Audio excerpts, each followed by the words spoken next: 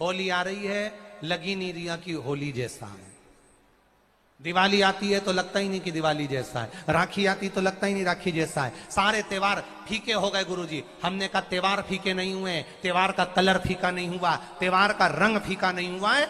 बस त्योहार वही है, गुलाल वही है, मिठाई वही है, गुजिया पपड़िया वही है, खुरमे चकरी वही है, पपड़िया वही है, गुजिया वही है, इंसान वही है।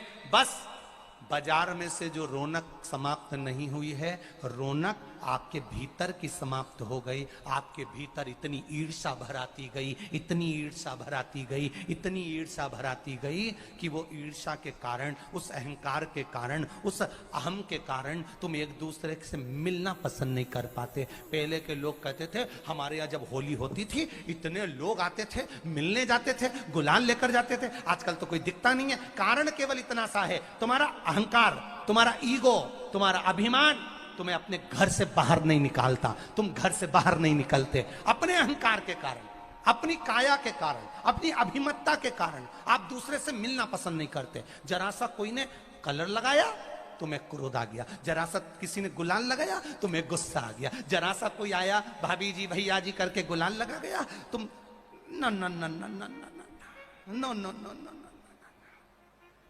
कहां जाओ। इतने वीआईपी हो गए, इतने वीआईपी हो गए, इतने वीआईपी हो गए कि अपने त्योहारों से भी दूर हो गए। मेरा निवेदन है, होली का त्योहार आ रहा है, उस फागुन के त्योहार में मेरा देवाधिदेव महादेव माता पार्वती के साथ होली खेलता है, मेरा कृष्ण कन्हैया राधा रानी के साथ होली खेलता है। आप भी अपने इष्ट मित्रों के साथ होली खेलिए और दिल से खेलिए, दिल से खेलिए, हृदय से खेलिए, भाव से खेलिए, दिल से त्योहार मनाइए। जिले भर के निवासियों से निवेदन करना चाहूंगा, वो पुरानी होली को बंद कर महादेव की होली नाम दिया गया है। शिव मंदिर में जाना है, चंदन का जल शिव जी को एक लोटा चढ़ाना। एक बात अपनी जिंदगी में उतार कर रखो, शंकर भगवान को घी का दिया भी लगाओ तो तुम्हारे घर में जो असली घी हो, थोड़ा सा भले एक बत्ती लगाओ, भले इतनी सी बत्ती जलाओ, पर असली घी की जलाओ। शिव जी को अगर चंदन भी लगा रहे हो तो असली लगाओ।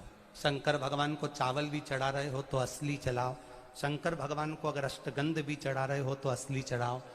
केमिकल का कोई चीज मेरे महादेव को मत चढ़ाओ जिससे भगवान शिव की मूर्ति नष्ट हो। ऐसी कोई चीज मेरे महादेव को ना चढ़ाओ। अगर शंकर भगवान के साथ आप होली खेल रहे हो तो चंदन का पानी शंकर भगवान को चढ़ाइए, अष्टगंध का जल भगवान शिव को चढ़ाइए।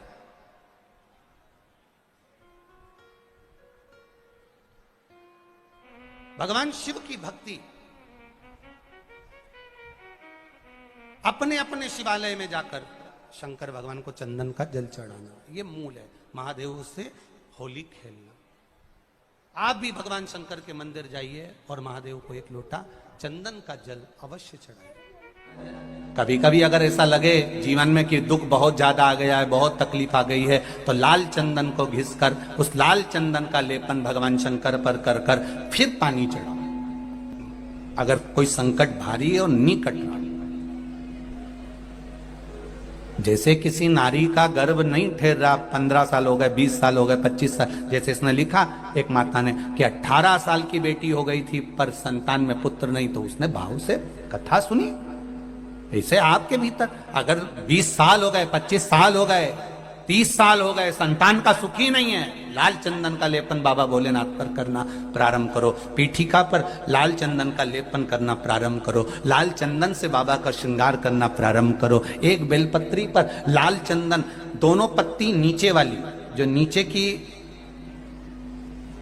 की जो 2 पत्ती होती है इस पे लाल चंदन, और बीच वाली पत्ती पर पीला चंदन लगाकर बाबा के शिवलिंग को समर्पित करिए, बाबा से प्रार्थना करिए, रोज प्रार्थना करो। परंतु एक बात का स्मरण रहे, 25 साल हो गए, 20 साल हो गए, 30 साल हो गए, संतान नहीं, तो पहले जल से अभिषेक कराना, अभिषेक कराकर उस जल का आचमन करने के बाद हाथ को खासा करना, धोना, उसके बाद में फिर वापिस बाबा का स्नान कराओ, फिर चंदन का लेपन कराओ, फिर एक लोटा जल चढ़ाकर बाबा का स्नान कराओ। बाबा का बड़ा सुंदर भाव से लाल चंदन से जो अभिषेक करता है, बाबा को लेपन कर कर फिर जल चढ़ समर्पित करता है, निश्चित है उसकी गोदी मेरा देव अधिदेव महादेव जरूर भरता है। ये निश्चितता है।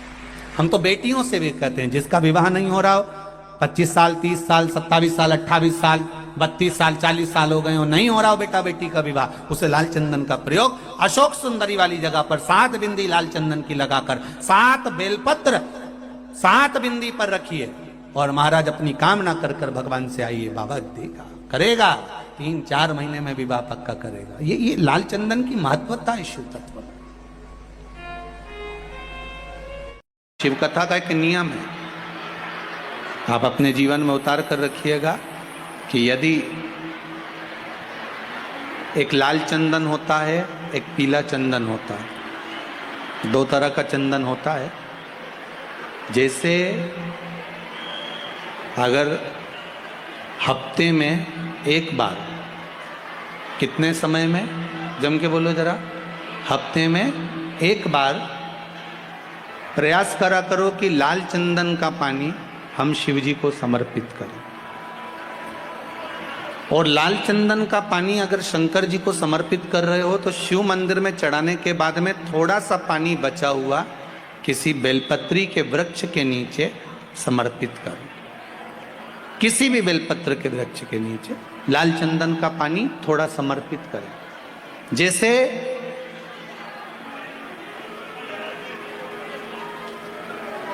अगर बच्चों का विवाह नहीं होता है, शादी नहीं होती है, तो अपन लोग क्या करते हैं कि भाई एक बेलपत्री का जो पत्ता होता है, उस पत्ते के बीच वाली जो पत्ती होती है, उस पत्ती पर अपन केसर को घिसकर, केसर को घोलकर उस पत्ती पर अपन केसर का तिलक लगा देते हैं। और केसर का तिलक लगाकर जिसका विवाह नहीं होता, उसकी ये बीच वाली उंगली पर, ये बीच वाली पत्ती को अंगूठे से टच कर कर उसको रख देते।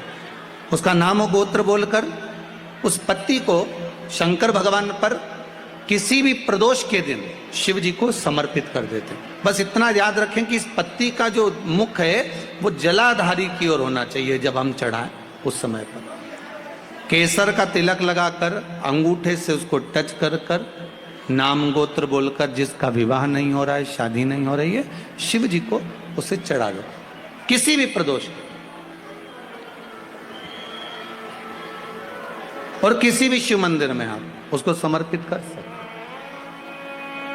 किसी भी प्रदोष को किसी भी शिव मंदिर में आप समर्पित कर दीजिए। बाबा से निवेदन करिएगा, बाबा स्वीकार करेगा और विश्वास है कि 3 महीने में बाबा उसका विवाह पक्का कर ही दे।